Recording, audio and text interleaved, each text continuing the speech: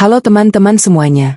Pada video kali ini, kita akan membahas tentang bisfosfonat, obat penting yang digunakan untuk menjaga kesehatan tulang dan mengatasi berbagai penyakit tulang seperti osteoporosis. Yak, semak penjelasannya. Tulang itu bagian penting di dalam tubuh kita, yang membuat kita bisa berdiri dan bergerak dengan kuat. Namun, ada kondisi yang membuat tulang menjadi lebih rapuh dan mudah patah, yang disebut osteoporosis. Kondisi ini sering terjadi tanpa disadari, sehingga penting untuk kita mengenalnya sejak awal. Yuk mari kita pelajari bersama. Osteoporosis merupakan kelainan pada tulang yang ditandai dengan penurunan kekuatan tulang. Kondisi ini membuat tulang menjadi rapuh dan lebih mudah mengalami patah tulang. Osteoporosis paling sering terjadi pada beberapa bagian tubuh, yaitu tulang belakang, tulang pinggul, dan pergelangan tangan. Terdapat 3 jenis osteoporosis.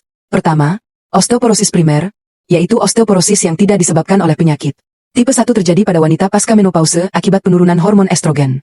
Tipe 2 terjadi pada lansia karena penurunan massa tulang seiring proses penuaan alami. Kedua, osteoporosis sekunder, yaitu osteoporosis yang disebabkan oleh penyakit tertentu atau penggunaan obat jangka panjang seperti glukokortikoid. Ketiga, osteoporosis idiopatik, yaitu osteoporosis dengan penyebab yang tidak diketahui, dan dapat ditemukan pada anak-anak, remaja, maupun pria usia pertengahan. Ayo, sekarang kita pelajari salah satu golongan obat osteoporosis, yaitu bisfosfonat. Bifosfonat adalah obat lini pertama untuk osteoporosis, terutama pada pasca menopause, pria, dan akibat penggunaan glukokortikoid. Obat ini terbagi menjadi 2, non-nitrogen, NNBP, yang memicu apoptosis osteoklas, dan nitrogen, NBP, yang menghambat enzim FPPS sehingga menurunkan aktivitas osteoklas.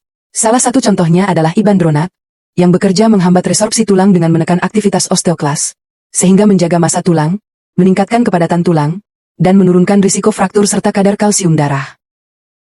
Ibandronat oral mulai digunakan setelah diagnosis osteoporosis atau pada pasien berisiko tinggi fraktur, dengan memastikan kadar kalsium normal dan gangguan metabolisme tulang sudah diperbaiki terlebih dahulu. Sebelum menggunakan ibandronat, penting untuk mengetahui efek samping yang mungkin terjadi.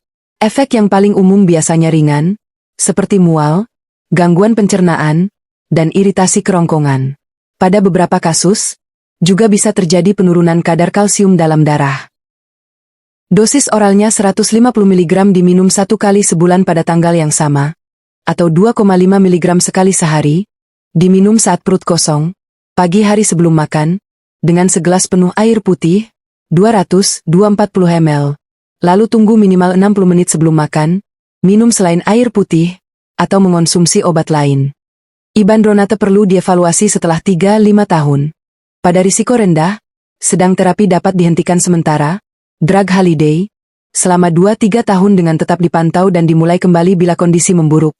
Sedangkan pada risiko tinggi, misalnya T-score 2-5, terapi sebaiknya tetap dilanjutkan sesuai kondisi pasien.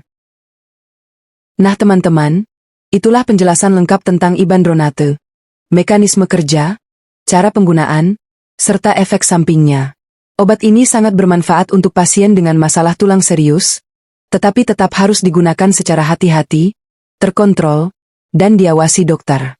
Ingat, kesehatan tulang itu investasi jangka panjang.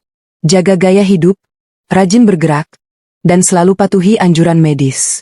Terima kasih sudah menonton. Sampai jumpa di video edukasi kesehatan berikutnya.